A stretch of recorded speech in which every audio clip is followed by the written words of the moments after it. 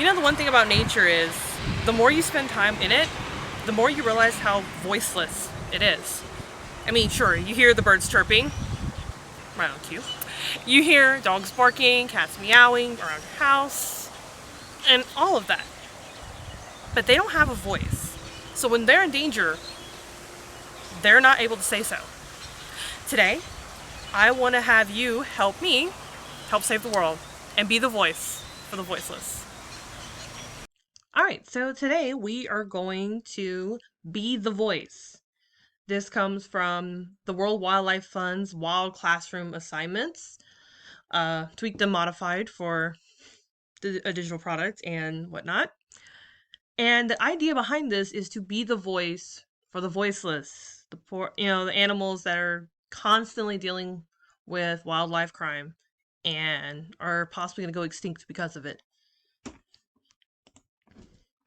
So let's start with this idea with wildlife crime. The 5 W's and an H. What is wildlife crime? So when we talk about wildlife, we're talking about flora and fauna. This can include animals like birds, fish, and mammals, but also plants and timber. Crime in this case implies any act that goes against the laws, and we're obviously talking about wildlife laws.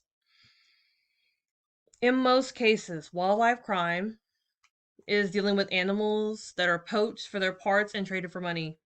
Not all wildlife trade is illegal. Many wild plants and animals are legitimately caught or collected and then sold as food, pets, or ornaments, but it becomes an issue when it's done illegally and can threaten the survival of the species. Who are the most at risk? Well, we're talking about elephants, tigers, and rhinos. Elephants, tens of thousands of elephants are killed every year for their tusks, which then become a part of the illegal international trade for ivory that are used to be made into trinkets like jewelry and ornaments. Tigers are often poached for their skin, bones, whiskers, and tails, as they're traded illegally in the wildlife market and can be used for medicine or household decor. And I don't think I've told anybody in this world about, how Tiger King shows us how they're also sometimes kept as pets. And rhinos, we're talking at least, 2 rhinos are killed every day for their horns, which are mistakenly believed to cure diseases and improve health. Why does this happen? Simply for the reasons above. The costs of illegal wildlife trade come from a continued demand for the products and a lack of laws to truly regulate the trade. There are some in place, but truly they're not enough, and they're not widespread enough to block it from happening, from state to state, country to country, specifically country to country. As you can see in the next question, we're talking about where it happens. It kind of happens everywhere. There are certain areas of the world where this illegal behavior is particularly threatening.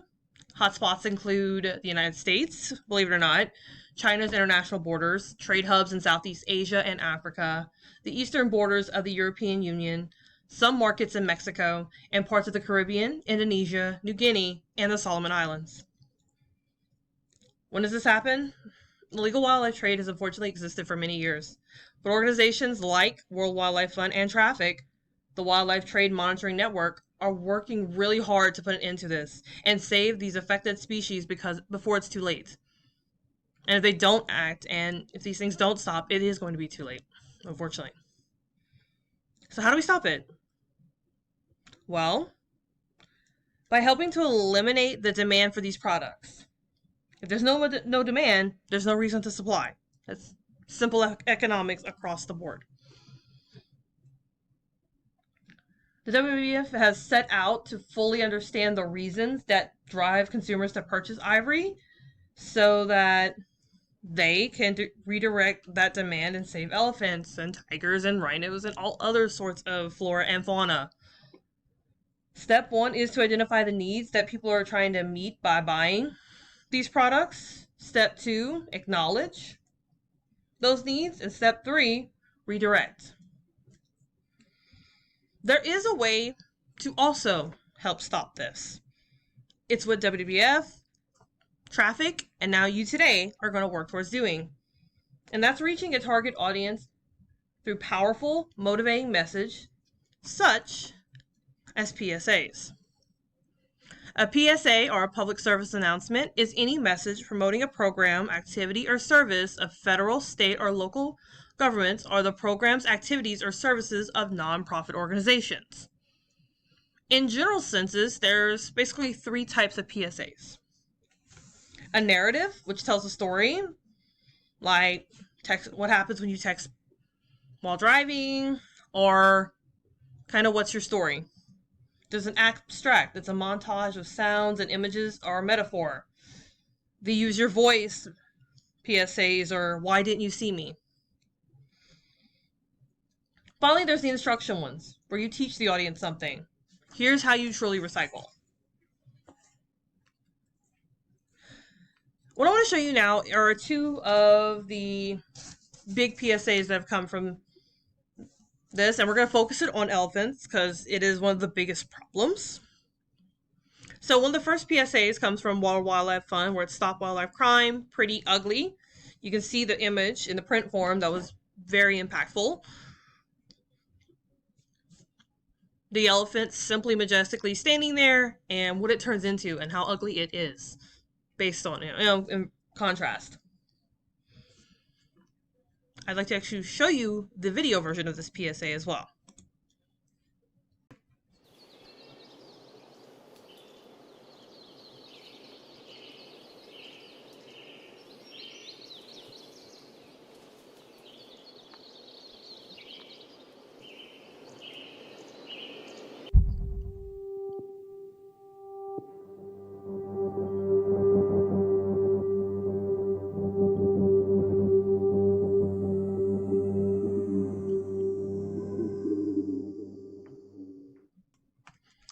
Quite an impact, right?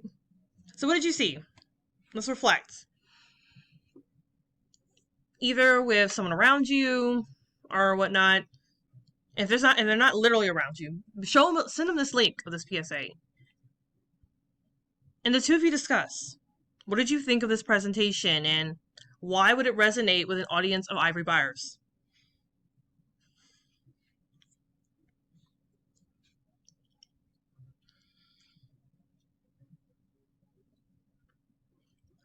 I think for me, seeing the ivory just sitting there, what probably looks like it was, cut off of an elephant, and just kind of how grungy it looked. That speaks a lot, and that is truly an ugly sight, especially when you see just normal elephants just trying to walk along. And you can imagine if that was, a cat or a dog that we all love so dearly as our pets, we'd be freaking out, right?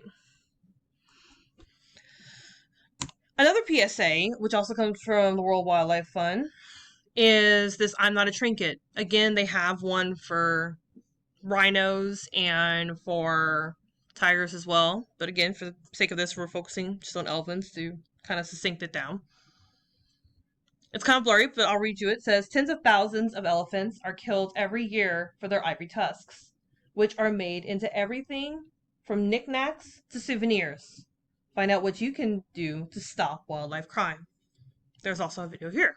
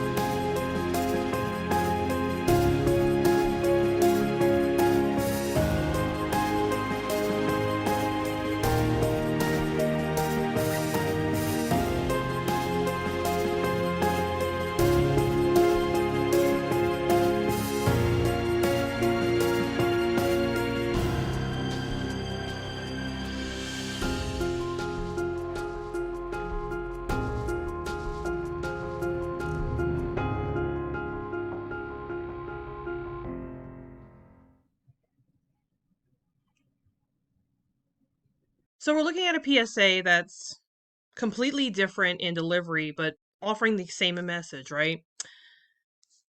So again, what did you think of this presentation? And why would this one resonate with an audience of ivory buyers? Well, maybe not as literal.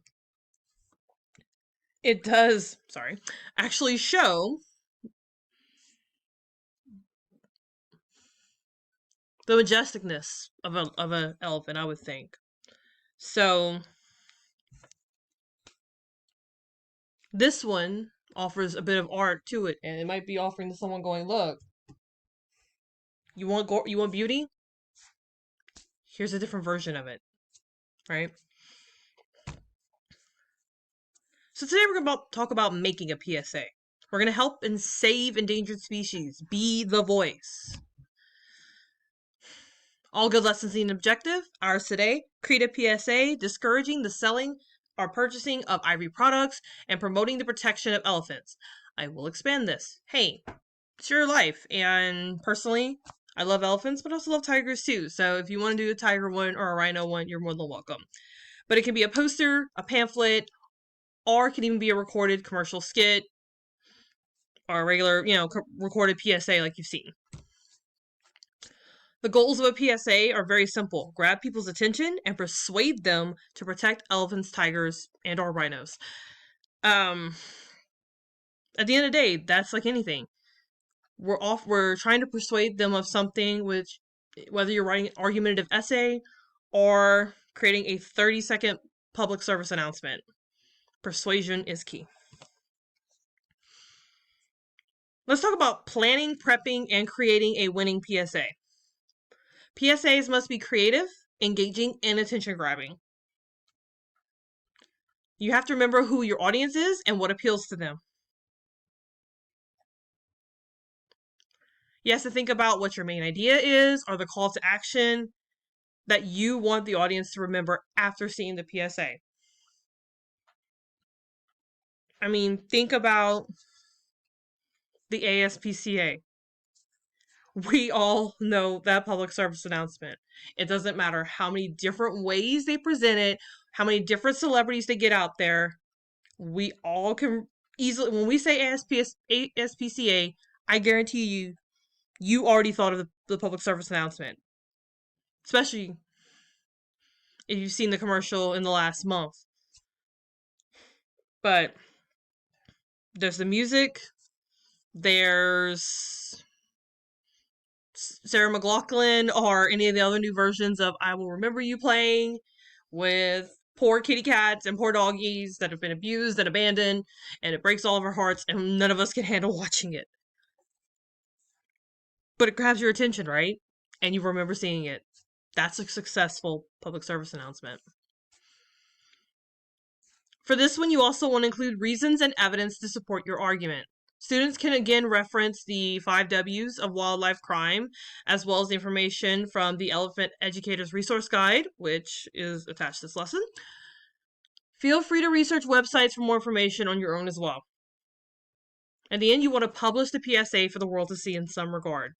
You can create an image and share it online through your social media, or even create a video and post it on YouTube. All right, time to dig a little deeper. Discuss an assessment. So what else can be done? On your own, and you might as well start brainstorming on your own, because I'm going to ask you to do it again later, but brainstorm ways you could help solve the illegal ivory trade and save elephants, or stop the selling of tiger skins and or rhino horns.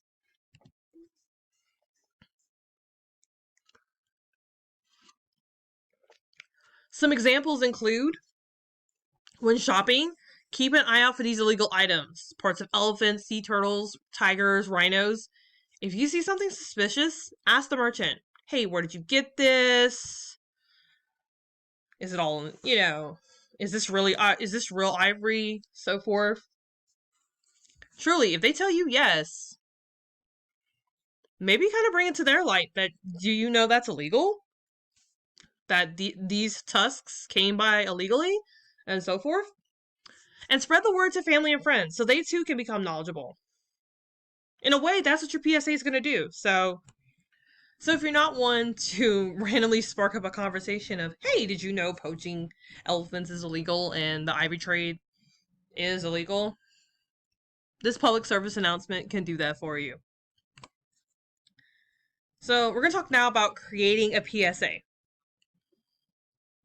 There are several steps in creating a PSA, and as you can see, I've highlighted one that's highly important, and we'll talk about that in a sec. First thing you gotta do is decide whether a video PSA is the right format for your message. Look, at the end of the day, sometimes video ain't the way to go.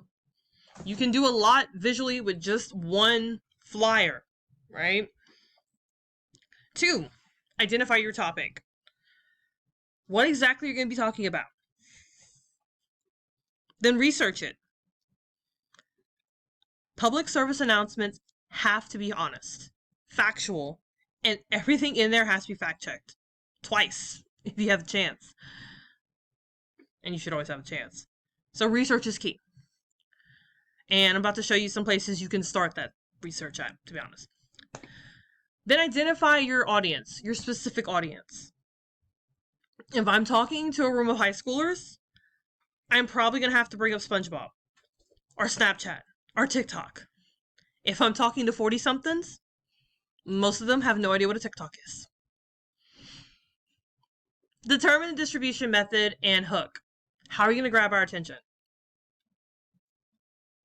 Even in those visual elements, right? Pretty Ugly is in big, bold letters and different colors, and it draws you in. Create an outline.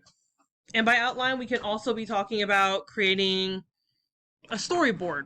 More on that in a minute.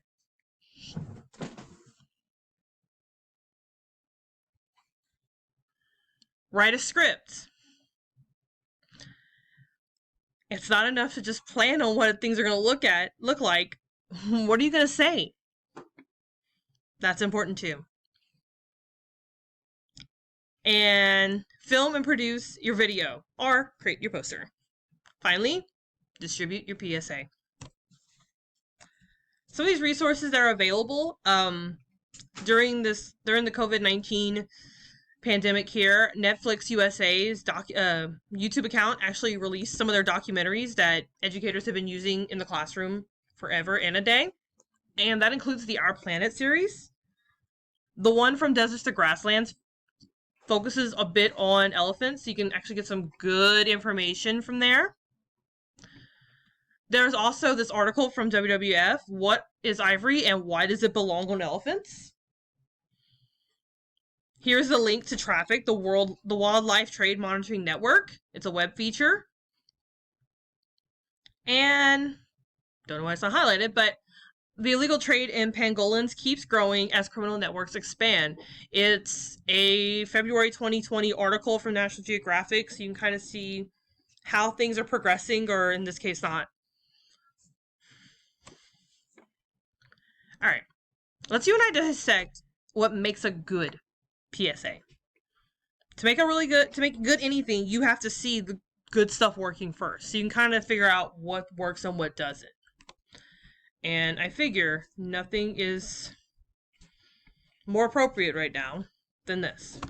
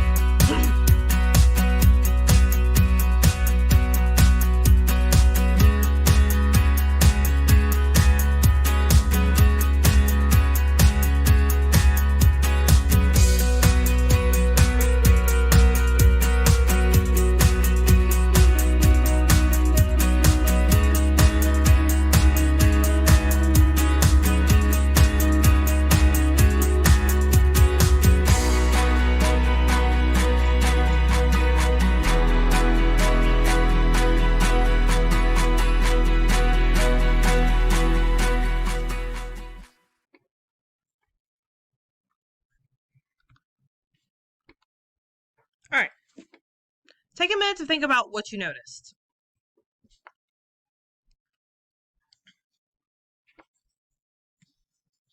Well, did you notice change in colors?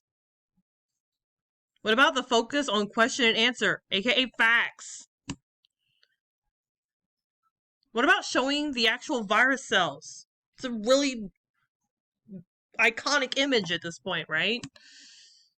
You may have also noticed the creators' logos, the CDC and the Ad Council. We know where this information came from and what it's directed to do. Who is the intended audience? Well, anyone really, but if you didn't notice, it's probably likely going to be high school and above age-wise, because they're the ones that's most likely going to understand the wording used. Alright, I want to take you through some do's and don'ts of PSAs. Do keep your PSA to either 1 page or 30 seconds to keep your audience's attention. That coronavirus one is over a minute, and it's hard to probably catch on for the whole time. 30 seconds is ambitious enough, I promise. Also, choose a clear message, be creative, fact check, and hook your audience. Don't forget your message. What are you trying to accomplish? If I was trying to tell you about public service announcements and started taking you down the road of political cartoons, I have gone completely off the gamut, right? Decide your media format after you decide your message. Think about it. If I don't figure out what I want to do and how I want to do it first, if I'm like, I want to make a video PSA, and I want to show you this and show you that, and it's a bunch of print images, and there's not many words involved, and audio isn't going to really help, I've planned all this video for nothing, right? Why double your work? Focus it after you've created your idea. We're in their home stretch here, guys. Planning your public service announcement. You will now need your PSA planning worksheet. Ugh. So what does this worksheet ask of you? It wants you to officially identify your target audience. That's the first question it asks.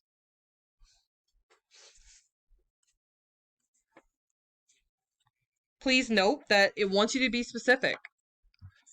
Are you talking to middle schoolers, single mothers? Who? Right? Then, pick a goal. It asks you to kind of basically boil it down to one of 3. It says etc., but really these are the 3. You're either raising awareness about an issue, encouraging a certain behavior, a call for information, wear a condom, etc. Encourage the audience to not do something, discourage a behavior, maybe change a behavior. Don't text while drive, don't smoke, don't drink and drive, etc. Then what's your specific message? What's your slogan? What's your title? They can all 3 be the same thing, or maybe these are 3 different things.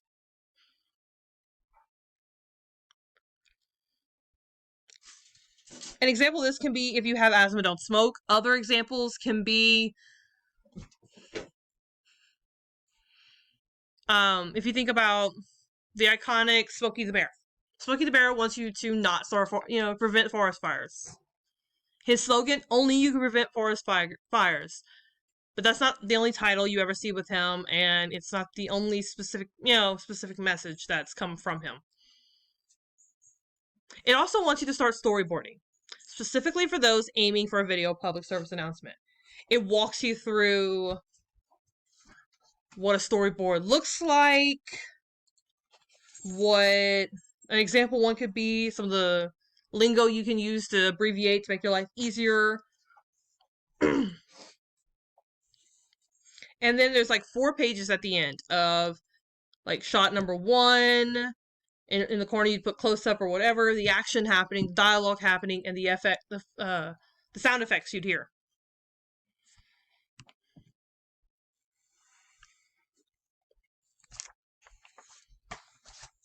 Here's some things I would like you to remember.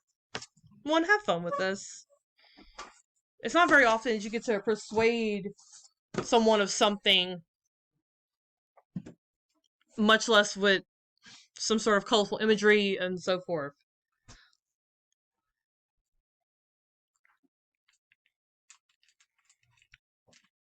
Remember the types of public service announcement. Decide what works best in a scenario. Is it going to be a narrative where you're telling a story, an abstract, a montage of sounds and images, or a metaphor, or instruction where you're teaching the audience something?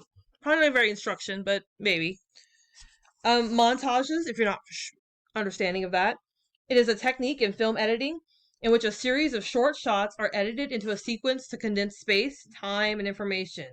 It's usually used to suggest the passage of time, such as a sports training montage. Think Rocky. Or love relationship montage. Think any romantic comedy ever. A montage is a good technique to use in public service announcements to tell several stories or examples in a short amount of time.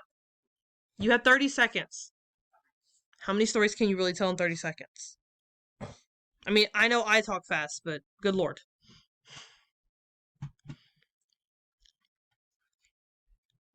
And now it's your turn. It's your turn to take on this worksheet. I could walk you through it, but at the end of the day, there are no right or wrong answers. It's you to decide who your target audience is, the specific goal you have in mind, to plan this out and actually make a product.